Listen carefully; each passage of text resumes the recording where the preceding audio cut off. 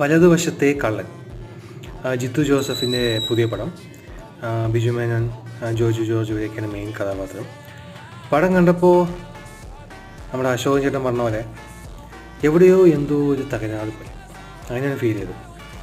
കാരണം ഈ പടത്തിൻ്റെ ക്യാരക്ടേഴ്സ് ഉണ്ടല്ലോ, അതൊന്നും കഥയുമായിട്ട് കണക്ഷൻ വരാത്ത പോലെ ഫീൽ ചെയ്തു.